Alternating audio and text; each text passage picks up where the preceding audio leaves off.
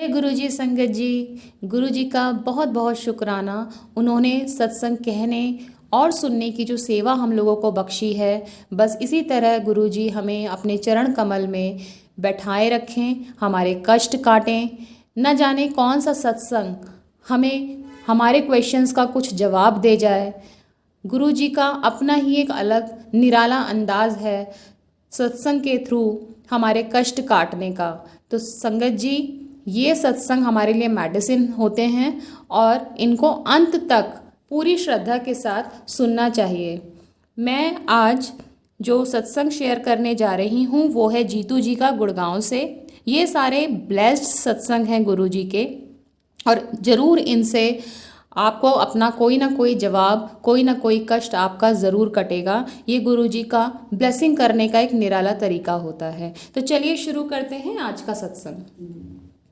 वर्ष 2006 में होली से 2 दिन पूर्व देर रात्रि में अपनी बहन से फ़ोन पर वार्ता होते ही मैं अपने पिता की शैया के पास पहुंचा। अति उच्च रक्तचाप के कारण उनको कुमाऊं की तराई में स्थित हल्द्वानी शहर में एक चिकित्सालय में गहन सेवा केंद्र में प्रविष्ट कराया गया था। मेरी बहन से फ़ोन पर समाचार मिलने के तुरंत बाद मेरी पत्नी और मुझे समझ आया कि गुरुजी इसकी चेतावनी पहले से ही देते रहे थे। फरवरी 2006 में शिवरात्रि से पूर्व शीतकाल में जब मेरे पिता भीमताल से गुड़गांव हमारे साथ रहने आए थे तो गुरुजी ने उनके बारे में पूछा था।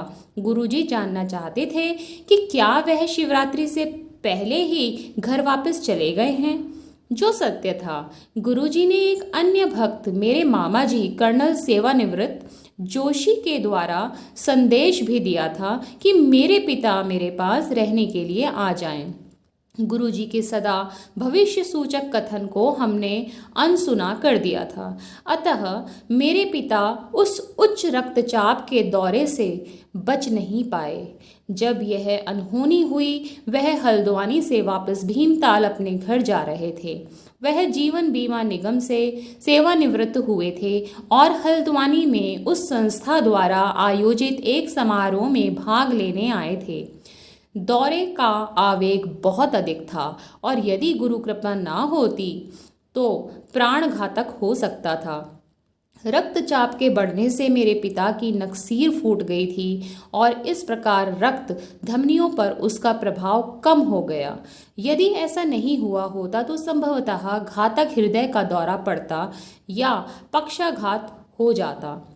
आईसीयू में मुझे पश्चाताप करते हुए पिता मिले। उन्हें गुरुजी का कथन ना मानने पर अपनी भूल का आभास हो रहा था, परंतु गुरुजी की ही दया से वह एक रात्रि चिकित्सालय में बिताकर घर आ गए। हल्द्वानी में ही एक सप्ताह स्वास्थ्य लाभ करने के पश्चात हम सब गुड़गांव आए। वहीं पर स्वास्थ्य लाभ करते हुए मेरे पिता ने मुझे कहा कि गुरुजी उन्हें बड़े मंदिर में कुछ समय व्यतीत करने दें। मुझे अपने पिता के रक्तचाप की अत्यधिक चिंता थी। वह कम नहीं हो रहा था। यह चिंता व्यर्थ ही थी क्योंकि हम सब गुरुजी की शरण में थे। दयावान रक्षक पिता समान गुरुजी हमारे कष्ट दूर करने में लग गए। सर्वप्रथम उन्होंने मेरे पिता को उनकी अव्यक्त कामना के अनुसार बड़े मंदिर जाने दिया। फिर मेरे पिता को एक ताम्र लोटा लाने को कहा, जिसे अभिमंत्रित कर उन्होंने उसका जल पीने को कहा। मेरे पिता ने गुरुजी की सब बातें मानी। वह मंदिर गए, उन्होंने जल ग्रहण किया और पेट भर कर लंगर भी खाया। यह चिकित्सक के निर्देशों के विपरीत था। उन्हें हल्का लवण रहित भोजन खाना था। निश्चित रूप से गुरुजी का लंगर इस प्रकार का नहीं होता। मेरे पिता को पूर्ण शैया विश्राम का भी निर्देश था, पर वह बड़े मंदिर में बैसाखी समारोह के आयोजन में लगे रहे।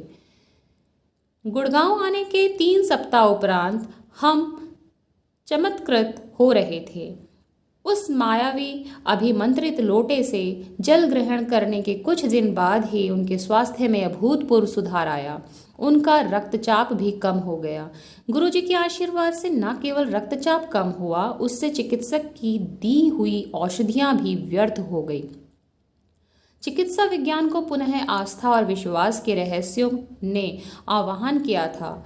मेरे पिता के लिए गुरुजी जीवन रक्षक सिद्ध हुए हैं। मेरी पत्नी और मुझे गुरुजी की दया और कृपा के इतने अधिक सुअवसर प्राप्त हुए हैं कि उनका हृदय से आभार प्रकट करने के लिए हमारे पास शब्द ही नहीं है। यदि वह अनुमति दें तो हम यह जीवन उनके कमल चरणों में व्यतीत करना चाहेंगे। गुरुजी को सदा हमारा सादर प्रणाम। जय गुरुजी। शुक्राना गुरुजी इस सत्संग को पढ़वाने के लिए, सुनाने के लिए और सुनने वाले सभी संगतों का नमस्कार, शुक्राना। सब स्वस्थ रहें, सर्वदा भला गुरुजी। सबके कष्ट आप इसी तरह काटते रहें, सबको इसी तरह ब्लेस करते रहें। जय गुरुजी।